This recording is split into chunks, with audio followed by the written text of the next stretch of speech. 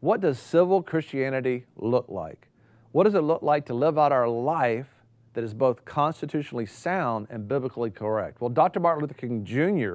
walked this out in his whole life during the civil rights movement. Let's look now and watch what Dr. King did in showing us how to live this biblical truth. Check it out.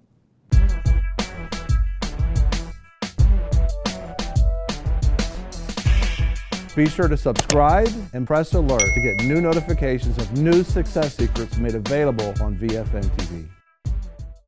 What I think about is, we can't look to other countries to know how to be an American, and we can't look to other religions on how to be a Christian. We need to look at Christian Americans as an example how to walk rightly before the Lord and boldly. And what I think about, of course, is civil Christianity, how to be a civil Christian in a civil land. How do we stay constitutionally sound and biblically correct and walk? And I think about it's Dr. Martin Luther King Jr. I mean, God had touched him, and we're going to have his daughter on as well today. He's talking about that he, a lot of people say, that he was called to civil rights. Well, she says that he said, and this is his declaration, was that he had a call on his life and his assignment was to civil rights. We can learn a lot, and thank God for civil rights, but there's rights for everyone. And as Christians, how do we walk rightly? And I think about Dr. King, and in a lot of ways, and we have a lot of things on the VFN torch for you at VFNtv.com to be able to understand this. We need to start grasping. We need to start grasping what it's like to walk as a civil Christian in a civil land. And I think about the Meet the Press when Dr. King was speaking on Meet the Press. And listen to his words, the things that he says, because you're about to see him. This is an early time, like the 1960, when he was talking on Meet the Press, and what he says is so constitutionally correct and sound, but biblically correct as well. Because you think about Shadrach, Meshach, and Abednego, he talks about them because there were some unjust laws that were taking place with King Nebuchadnezzar, but also they were serving God, so they had to make a decision: are we going to serve a king whose ways are totally outside? You have to deny God to serve this king because we're going to have to bow down to the image of Nebuchadnezzar. And they just stood up. And when they stood up, the nation changed their policies. They accepted the God of Shadrach, Meshach, and Abednego, which is God. Let's listen to Dr. King. Remember, those that don't know Dr. King from this earlier age, I want to let you know that this is a man, he's a Christian man, a minister, I believe to be an apostle that just stood up for what was right. And this basically, God had touched him in such a way and gave him a grace to say, we have to stop this unjust treatment of citizens of America and human beings, because an unjust law is not a law at all, because the Constitution specifically says, and that's what we live by in America as Americans, is that we have a law called the Constitution, and that's what dictates these different things that are taking place. And it says that the laws are to be just, which means if it's an unjust law, it does not fit the Constitution at all, then it's unconstitutional. Let's listen to Dr. King now on Meet the Press, kind of a flashback where we can learn so much from those that have gone before us. Take a look. Our guest today on Meet the Press is Dr. Martin Luther King Jr., who is in San Francisco. On our panel of reporters in Washington, D.C., you have just met Lawrence Spivak.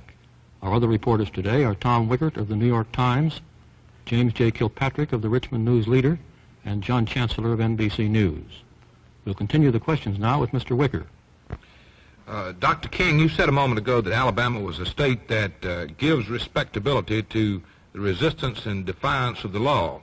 And you listed an observance of the law by local agencies in the South as one of the cardinal aims that you were seeking. Yet on March the 9th, you led the second march on Montgomery in violation of a federal injunction not to march. You said that order was unjust, and John Lewis, one of your colleagues, said that the Negroes had a constitutional right to march, injunction or no injunction. Now, was that in keeping with the spirit of nonviolence and the restraint that has always characterized your movement, and could you explain your reasoning in defying the court order that day? Well, let me say two things to that, Mr. Wicker. First, I did not consider myself defying a court order that particular day. I consulted with my attorneys before the march, and they stated that they felt that it was an invalid order and that it would not be, that I would not be in contempt of court violating the court order if I led the march to the point of having a moral confrontation with the state troopers at the point where the people were brutalized on Sunday. So I still don't consider that breaking a court order or breaking what I consider an unjust law. On the other hand, I must be honest enough to say that I do feel that there are two types of laws. One is a just law and one is an unjust law. I think we all have moral obligations to obey just laws. On the other hand, I think we have moral obligations to disobey unjust laws, because non-cooperation with evil is as much a moral obligation as is cooperation with good. I think the distinction here is that when one breaks a law that conscience tells him is unjust, he must do it openly, he must do it cheerfully, he must do it lovingly, he must do it civilly, not uncivilly, and he must do it with a willingness to accept the penalty. And any man who breaks a law that conscience tells him is unjust and willingly accepts the penalty by staying in jail in order to arouse the conscience of the community on the injustice of the law is at that moment expressing the very highest respect for law. Well, I can sympathize with a good deal of that, but it seems to me you get into a very difficult point here at which one man's conscience is set, in fact, above the conscience of society, which has invoked the law. How are we to enforce law when a doctrine is preached that one man's conscience may tell him that the law is unjust when other men's conscience don't tell them that? And I think you enforce it, and I think you deal with it by not allowing anarchy to develop. I do not believe in defying the law, as many of the segregationists do. I do not believe in evading the law, as many of the segregationists do. The fact is that most of the segregationists and racists that I see are not willing to suffer enough for their beliefs in segregation, and they are not willing to go to jail. I think the chief norm for guiding the situation is a willingness to accept the penalty. And I don't think any society can call an individual irresponsible who breaks a law and willingly accepts the penalty if conscience tells him that that law is unjust. And I think that this is a long tradition in our society. It's a long tradition in biblical history. Meshach and Abednego broke an unjust law, and they did it because they had to be true to a higher moral law. The early Christians practiced civil disobedience in a superb manner. Academic freedom would not be a reality today if it had not been for Socrates, and if it had not been for Socrates' willingness to practice civil disobedience. And I would say that in our own history, there's nothing that expresses massive civil disobedience any more than the Boston Tea Party, and yet we give this to our young people and our students as a part of the great tradition of our nation. So I think we're in good company when we break unjust laws, and I think those who are willing to do it and accept the penalty are those who are part of the saving of the nation. That is so much wisdom, you know, and he's talking about civil rights at that particular time, but he also went back and revisited education and things that came to pass because people stood up and thought, we have a right to education. Well, today it is for the, you know, as Christians in the First Amendment, we have a right to stand up for our beliefs, what we believe in, that, you know, it's a you know, one nation founded under God. Our Pledge of Allegiance is one nation under God, indivisible, with liberty for all. And you'll notice if you'll look at your states and look at the seal over your states and on the law enforcement, recently, you know, a particular sheriff's department put a big sticker that said, "In God We Trust" on the bumper. Well, somebody, you know, one particular group started complaining about that, wanting to file some sort of complaint against it. And he said, look at the seal that's on the side of on our badges. It's "In God We Trust" has been there all along. And so it just became bigger on the bumper. And so we got to begin to dig back into the reality of who we are as a people, who we are as a nation. And if we'll do that and turn back to God, if we'll stand up like Dr. King is talking about in our days, constitutionally sound, still up under the Constitution, up under the laws, and it's a moral argument is the whole thing that's coming up. and also be willing to if there's consequences involved in that, he says, you have to be willing to be able to go through those consequences as well. More when we get back from the break. As I've gone through this maturation in Christ and in my ministry, drawing closer to my father's legacy, I've come to understand that I have a profound responsibility to carry the next phase of that, but I don't. We'll be right back. Don't miss your chance to get this free book, I Will Fight 10 Strategies for Your Success, where I share a prophetic encounter God gave me about a coming wealth transfer. And this whole genesis of this book and these strategies is to position you for a coming wealth transfer.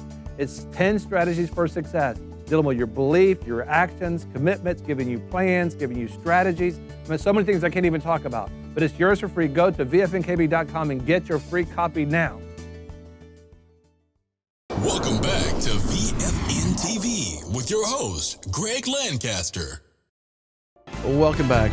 You learn it's just so much wisdom. One man willing to stand up, and a lot of people said they stood up, and people did march.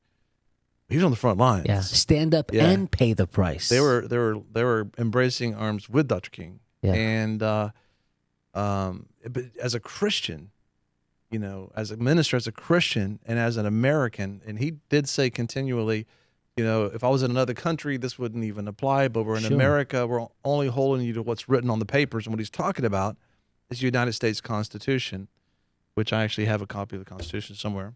And you should get a copy of this, because we got to know specifically, what, this is what America, this is sort of like the fish aquarium that holds in all the water and the fish.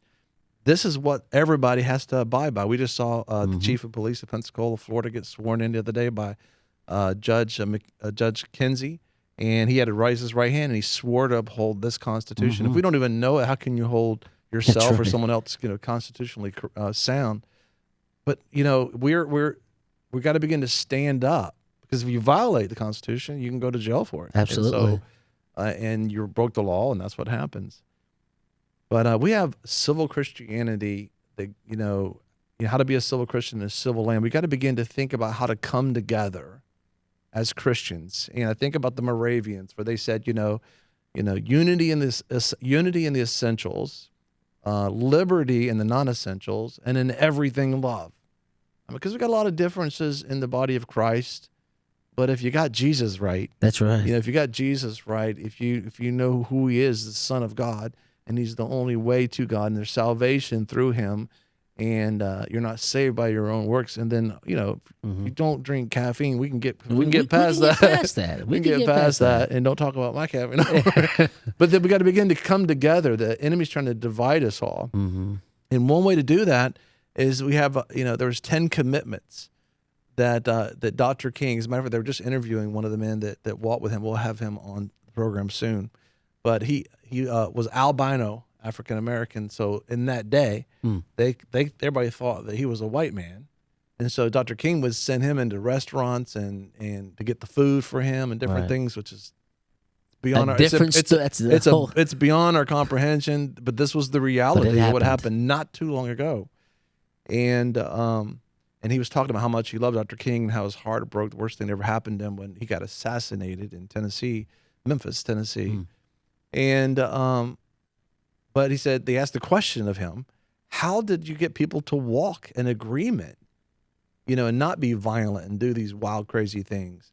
Because it's going to be important for us as the church, as Christians, to walk as Jesus walked. I mean, Jesus was peaceful. He was direct, and he wasn't worried about what people thought about him. I mean, he didn't worry about his reputation, but he still did everything the Father told him to do. And what Dr. King's friend said, he says, well, we had them sign an agreement. They signed this, it's called the 10 Commitments. And we have those same 10 commitments at civilchristianity.org.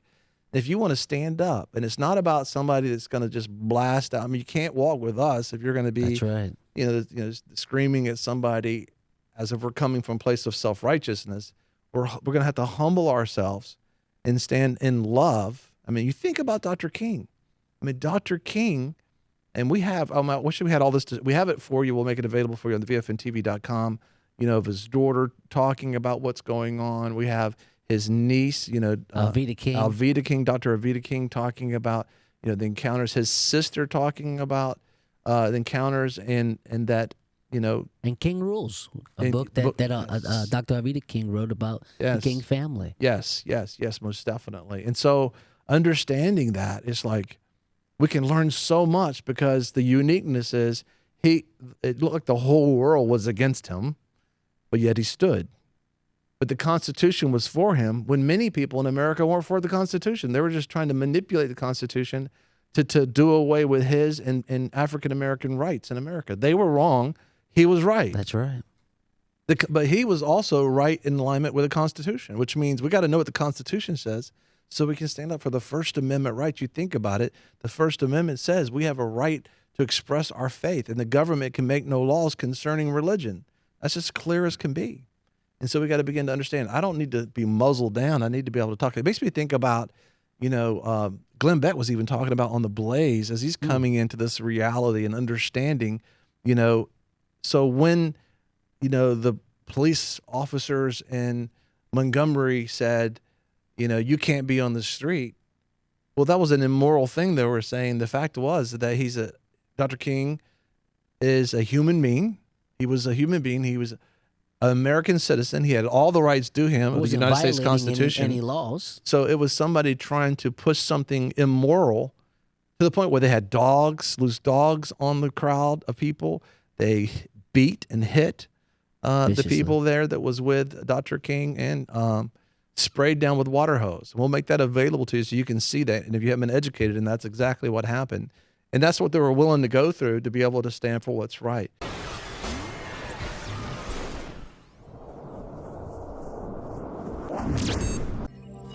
We'll be right back.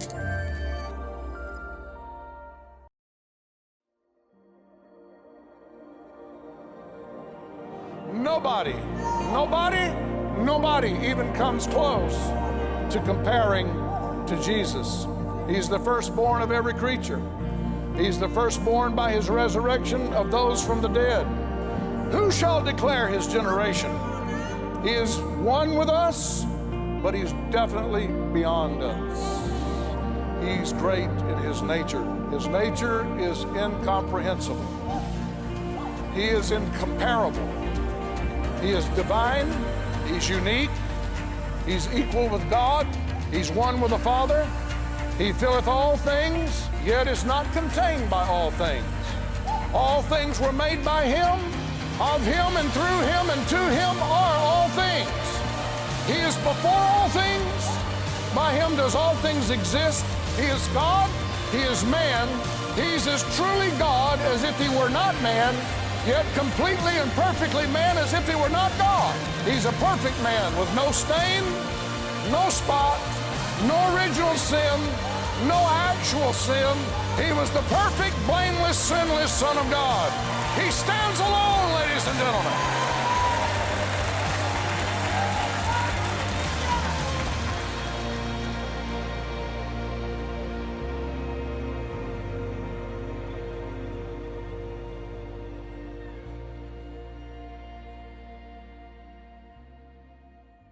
Welcome back to VFNtv with your host, Greg Lancaster.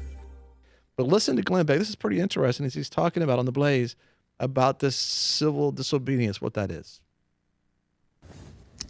I had a member of Congress, very important member of Congress, somebody that everyone knows and is one of the bigger fighters. And he wrote to me a couple of weeks ago, and he said, I told you before I went there, I thought I knew how bad it was, and then when I got there, I saw you a few months later, and I told you it's much worse than I thought. He said, since the Republicans have taken charge, it's 100 times worse. And he said, I don't think I can do this anymore. I don't think I can do this. He said, this is an absolute den of thieves and vipers. We are really headed for rough times. And just like that individual, I said to him, if you decide to get out, I support you. If it's your soul or that job, you get out. But if you decide to stay, you need to start saying with names and numbers and evidence, and if they tear you down and you lose everything in your whole life, that's your role. He wrote me last night after that conversation with an indication that I think he might soon do that. And I don't think he's alone. And that's where we have to get. These guys are actually in the frying pan. We see the frying pan, but the frying pan is coming to us. And we have to truly stand up and learn how to be civil, to exercise civil disobedience, nonviolent civil disobedience. Are you willing to go to jail for what you believe? I would have answered that question 10 years ago, but not really thought of it. You need to do some actual soul searching. Are you willing to go to jail? Are you willing to be penniless? Are you willing to lose your house? Are you willing to lose everything you have? Answer yes. Then ask yourself, what really is your soft spot? Because they never get you where they're going to get everybody else. They'll get you either spiritually or physically where it's really the most tender. Are you prepared to stand completely alone and do the right thing because it's what your God tells you to do? This is so important, that you just stand. And Jesus made himself of no reputation. And right now, there's so many Christians that are so worried about the reputation. I'm talking to people on the way to the studio today, and it's like, how many times has God got to tell you? I can't keep talking to you if you're not going to listen to God. I got to move on. Yeah. And you just got to listen. It's going to be rough. It's not over. It's just over for all those mindsets. You can be foolish for a long time in a blessed land. Oh, yeah. You look at, parents that work real hard and provide for their kids. Then you have teenagers in that parent's house and they're being cocky and pushing back at the parents. They have no idea. They're living in the parents' labor, not their own. In the parents' blessing. They just inherited and reaping the benefits. And they don't know that, but they will soon find out, as they begin to walk. Sure. Well, we're walking in the blessing of those who've labored before us. Mm-hmm. And that, but they stood, George Washington stood, Abraham Lincoln stood, Dr. Martin Luther King Jr. stood.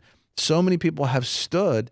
And picture what he had to stand through. He had to stand up when people were screaming, yelling.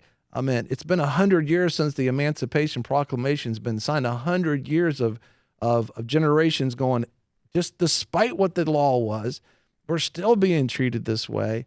And he didn't let that stop him. He just stood up with what God said, and people could not turn away. And this is what he said. I have faith that there's more out there that understand, that are good in America. And what we're hearing is like the fringe people. The squeaky wheel gets the oil. And guess what? Dr. King was right, because as soon as they saw the unjust treatment of our fellow citizens that were African Americans, people said, that's enough. Stop it. And all of a sudden, you're starting to see the 1963, the Civil Rights Civil Rights Act at 64. Then you start seeing big shifting. It was a big price. It was a life price that he paid. But today we're living out his fruit of his ministry. But the thing is he's already stood. Who's going to stand today? Yeah. And all the times though, that those that pay the price, they're not paying the price so that they can reap the benefits. They're sowing themselves so that future generations can reap those benefits. Right. Many of us are reaping benefits of those that never walked in that. Right, exactly. And you're looking at, the plea to heaven that we talked about when you saw us in sackcloth and ashes, that We're calling out to God that God would intervene, but we have to be willing to plant seed that might not be harvested for 100 years. Yeah. And today we're living off those that have stood before us. Go to civilchristianity.org if you're ready to stand up and sign those 10 commitments to be a peaceful person who stands up for the Constitution, stands up for what God is saying, like Dr. King in our day. Please sign up. Go to civilchristianity.org. Be sure to subscribe and press alert to get new notifications of new success secrets made available on VFNtv. You know, a lot of people want to abide with the Lord, but they just don't have a plan to do it. You can request that plan today at iabide.org. I'm your host, Greg Lancaster, and we're so glad that you've joined us. Don't forget you can join us 24 hours a day, 7 days a week. Download our app and sign up for our newsletter, The Torch, at VFNkb.com. I've enjoyed our time together.